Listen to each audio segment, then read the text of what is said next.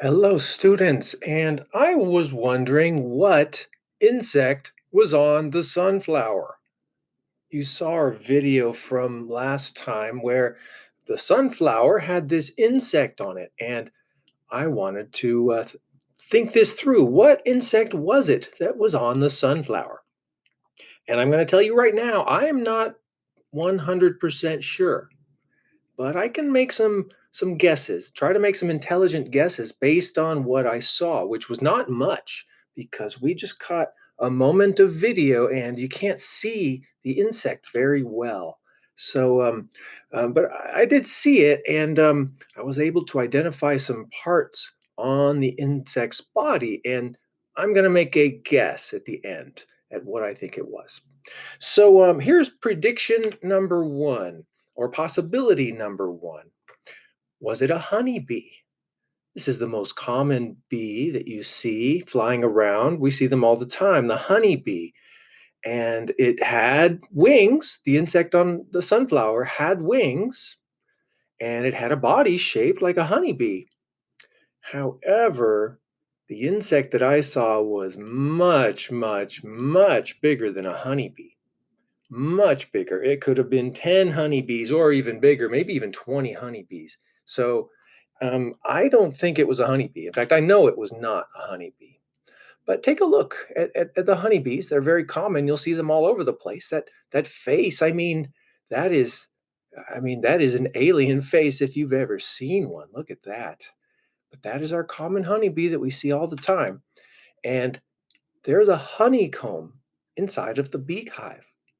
The bees constructed this entire place. They built this place to produce honey. And you can see the pool of honey in the middle of their beehive. And they can eat from the honey. That is the food that they produce. And then we eat it as well. So there are honeybees. However, I don't think it was a honeybee. In fact, I know it was not a honeybee that was on the sunflower. So that brings us to possibility number two. Was it a bumblebee? Hmm. Well, we can see right away the bumblebee is different than the honeybee. First of all, you notice how fuzzy it is. So it has more hair. The the honeybee also has hair. But when you see it, you can't even really tell that it has hair when you see it in real life. The bumblebee, though, you can see it because they're larger, much larger. And yeah, here's a bumblebee. The bumblebee is attracted to the flower's bright colors.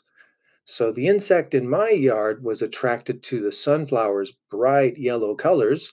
This bumblebee is attracted to to this pink flower's colors. And this bumblebee looks a little bit different from the last one. This one, the shape is a little bit different. So there are different species of bumblebees. This one looks a little longer. Maybe they look a little bit longer when they fly. Their body elongates. Well, not all of them, obviously, because look at this flying bumblebee. And yeah, this one looks big and clumsy and slow, but hey, it's it's living, it's making a living out there and still around. So was it a bumblebee? Huh. Now that was the first thought when I saw this picture. I thought it was probably a bumblebee because it was so big. But when I looked closer and looked at the wings, that didn't look like bumblebee wings to me. If you look over here at the wings, see how they're long and more pointed?